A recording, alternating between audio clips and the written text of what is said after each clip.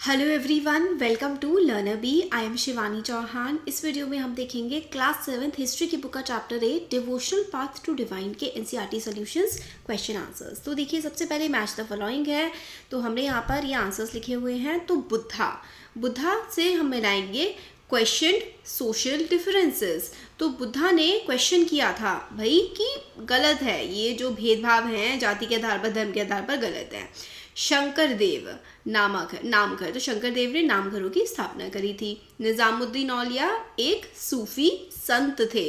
नयनर्स जो हैं वो शिव की वर्शिप करते थे, यानी कि नयनर शिव को पूछते थे और अलवर किसको पूछते थे?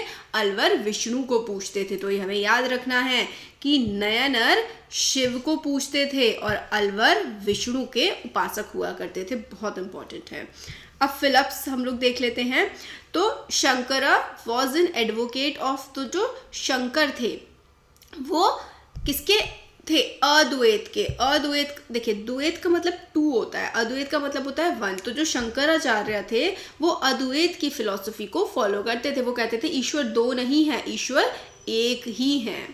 Ramanujan was influenced by Alwar. तो रामानुजन को किसने इन्फ्लुएंस किया था? अलवर। और अलवर किसको पूछते थे? विष्णु भगवान को। नेक्स्ट देखिए, dash dash and dash were advocates of Virashaivism. तो वीरशैवम को मानने वाले हमें 3 लोगों के नाम बताने हैं। तो बासवना, अलम प्रभु, अकमहादेवी। ये किसको? ये बासवना को, ये वीरशैवम को फॉलो किया करते थे। कौन कौन? बासवना, अलमा प्रभु और अकम महादेवी। नेक्स्ट है, dash was an important centre of भक्ति ट्रेडिशन इन महाराष्ट्र। तो पंधारपुर जो है वो काफ़ी ज़्यादा इम्पॉर्टेंट सेंटर है भक्ति ट्रेडिशन का महाराष्ट्र में। भक्ति ट्रेडिशन का मतलब है कि जैसे हिंदू धर्म में क्या था, पहले बहुत ज़्यादा पूजा और कर्मकांड हुआ करते थे, यानी कि यज्ञ करो, हवन करो, वरना भगवान नहीं मिलेंगे। मगर भक्ति मूवमेंट में आया, कई संत आए, उन्होंने कहा भाई भगवान को पाने के लिए कोई बहुत ही बड़े बड़े हवन और ये सब चीज़ें करने की ज़रूरत नहीं है। अगर आप ईश्वर में श्रद्धा रखते हैं, उनको मन से पूछते हैं, तो भी आप ईश्वर की प्राप्ति कर सकते हैं। ऐसा भक्ति मूवमेंट में कहा गया। नेक्स्ट क्वेश्चन है, describe the beliefs and practices of Nathpanthis, Siddhas and yogis. तो नाथपंथी, सिद्धा और योगी की कौन कौन से बिलीव्स थे, क्या क्या प्रैक्टिसेस थी, ये हमको बताना है। तो इसका आंसर है बिलीव्स एंड प्रैक्टिसेस ऑफ नाथपंथा, सिद्धा and Yogi. Criticism of ritual and other aspect of conventional religion. Conventional religion तो उस समय पर धर्म चल रहा था, उसमें जो मतलब किससे वही ना कर्मकांड, यानी कि ऐसे हवन करो, इस तरीके से भगवान को पूछो, ऐसे नहीं पूछो तो भगवान नाराज हो जाएंगे। भाई भगवान कितना नाराज होंगे, मतलब इस तरीके की बातें जो थी बहुत ज़्यादा पंडित किया करते थे। तो नाथपंथी, सिद्धा और योगी ने कहा भाई ये सब बातें गलत है। रिनंसिएशन ऑफ द वर्ड, रिनंसिएट करने का मतलब होता है त्याग देना। तो नाथपंथी, योगी, सिद्धाजी सब दुनिया को त्याग के अलग से तपस्या करते थे। Path of solvation in meditation on the formless. तो मतलब आप ध्यान लगाएं एक फॉर्मलेस, मतलब आकार, बिना आकार के। कहते हैं ना कि ईश्वर ना ही स्त्री है ना ही पुरुष है, ईश्वर का कोई आकार नहीं है, ऐसा नाथपंथी, सिद्धा और योगी इसका मानना था। तो रिनंसिएशन करते थे दुनिया को और मेडिटेशन करते थे एक फॉर्मलेस गॉड पे। Ultimate reality and realization of oneness. तो मतलब ये बात करते थे एक सत्य ईश्वर है और वो एक ही है, इस तरीके की बातें। Intense training of mind and body through practices like योगासन, ब्रीदिंग एक्सरसाइज एंड मेडिटेशन। तो ध्यान लगाते थे, योगासन करते थे, है ना, इस तरीके की ब्रीदिंग एक्सरसाइज करते थे। नेक्स्ट क्वेश्चन है, what were the major ideas expressed by Kabir, how did he express these. तो कबीर के क्या क्या आइडियाज थे, उन्होंने क्या क्या बताया। तो मेजर आइडियाज, तो संत कबीर की बात हो रही है। Major ideas expressed by Kabir and his way of expressing them क्या थे?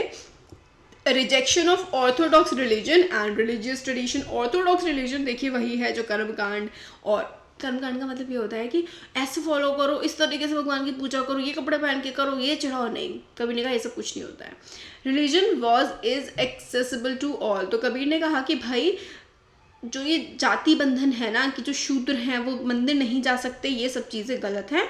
और जाति बंधन से मुक्ति दिलाने की बातें करते थे कि भाई धर्म हर किसी का है, हर कोई भगवान को पूछ सकते हैं।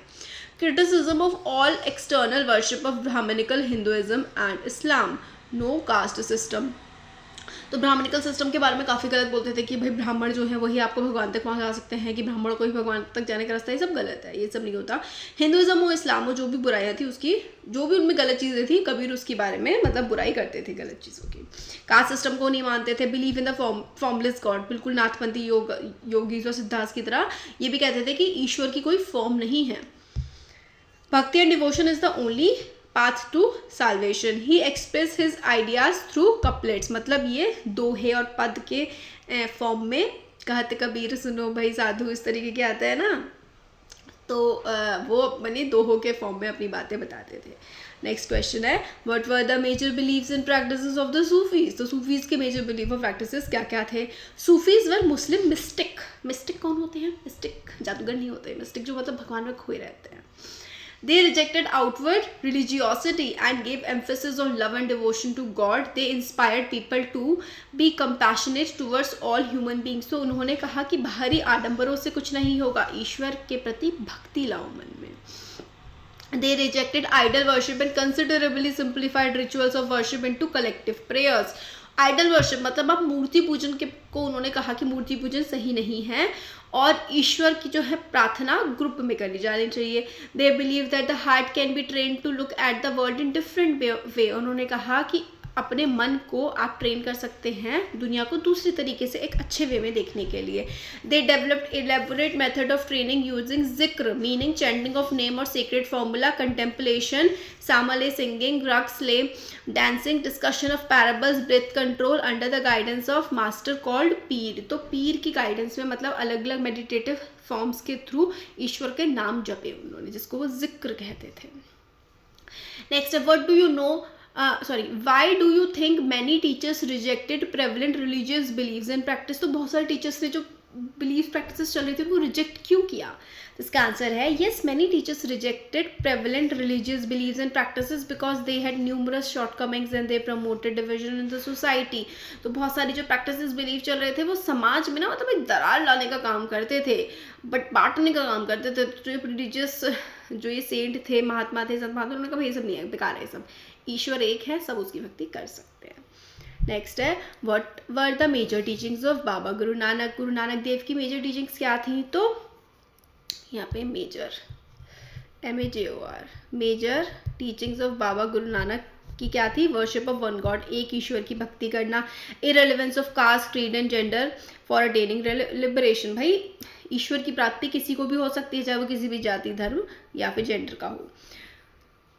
Pursuit of active life with strong sense of social commitment, मतलब आप अपने रोजमर्रा के काम करें, अपने समाज में रह करके ईश्वर की प्राप्ति की जा सकती है। Naam daan is the major essence of his teaching. नाम और दाम, नाम और दान, नाम जपना, कीर्त करना और वंत चखना, basics of right belief, worship, honest living and helping others, मतलब दूसरों की मदद करो, सच्चाई से जीवन जियो, ईश्वर की भक्ति करो, ईश्वर में विश्वास रखो, ये उनकी टीचिंग थी। आइडिया ऑफ इक्वालिटी, मतलब सब बराबर हैं, ये इक्वालिटी का आइडिया उन्होंने दिया था। नेक्स्ट है, फॉर आइदर द वीरशैवस और the saints of Maharashtra discuss their attitude toward cast system. तो वीरशैवास और महाराष्ट्र के जो बाकी सेंट्स थे उनका कास्ट के प्रति क्या व्यवहार था?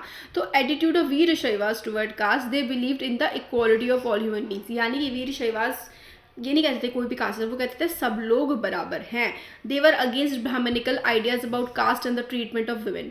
दे wished for the society where people of all background could live in harmony without any feelings of high or low और रिच और पुअर। तो वो भाई ब्राह्मणिकल सोसाइटी यानी कि वर्ण व्यवस्था पे जो है वो विश्वास नहीं करते थे और वो ये मानते थे कि सब बराबर हैं और सबको इक्वल अधिकार है समाज में। Why do you think ordinary people preserve the memory of Mirabai? तो मीराबाई की जो है मेमोरी वो आम लोगों ने क्यों रखी अपने मन में? तो Mirabai was a Rajput princess married into a royal family of Mewar, but she had no interest in the worldly affair. She was an ardent devotee of Krishna and wanted to devote her time to the worship of her lord. She had no belief in princely status and other norms of high class society. Her devotion to her deity was supreme. Hence she left the royal palace and began to lead simple life and simple life with ordinary people. तो देखिए जो मीराबाई थी उनका ये दुनिया की चीज़ों में कोई नहीं था मन, वो एक राजपूत प्रिंसेस थी मगर उनको इन सब चीज़ों में नहीं था, उनको तो सिर्फ कृष्ण की भक्ति में ही उनका मन लगता था। तो उन्होंने सब कुछ छोड़ छाड़ करके कृष्ण की भक्ति में ही वो लगी रही। तो ये क्वेश्चन आंसर्स हमने देखे। वीडियो पसंद आया तो ज़रूर लाइक करें, चैनल को सब्सक्राइब और शेयर करें। Thank you.